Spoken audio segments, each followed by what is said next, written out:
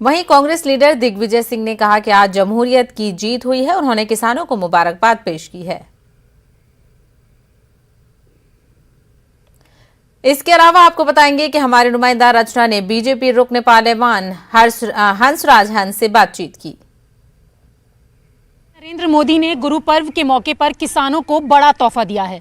हमारे साथ बात करने के लिए मौजूद हैं बीजेपी सांसद हंसराज हंस।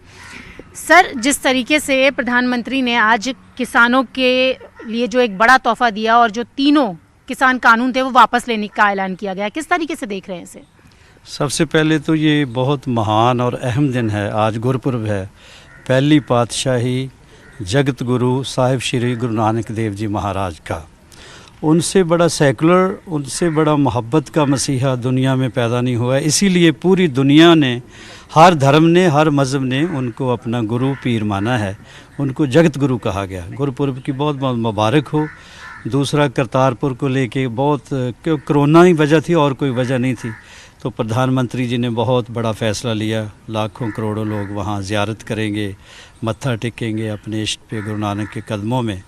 तो क्योंकि गुरु नानक साहब ने खुद खेती बाड़ी की है, वो उन्होंने कहा था कि किरत करो, वंड के छको और नाम जपो। तो मेरा ख्याल है कि इस दिन पे ही ये दिन बहुत अच्छा चुना गया। तीनों खेती कानून रद्द किए जाएंगे, बल्कि हो ही गए हैं। प्रिय प्रधानमंत्री जी, आपको पता है जो कहते हैं वो हो जाता है। तो उन्होंने अगर कहा है तो ये पक्का अवश्य। आज मैंने देखा कि बहुत सी जगह जलेबियाँ, लड्डू तकसीम किए जा रहे थे, भंगड़े डाल रहे थे किसान भाई। तो मैं भी पंजाब का हूँ, मैं भी किसान का बेटा हूँ। किसान मजदूर कह लें, उनका बेटा हूँ। वही असली किसान वही होता है जो खेत चलाता है।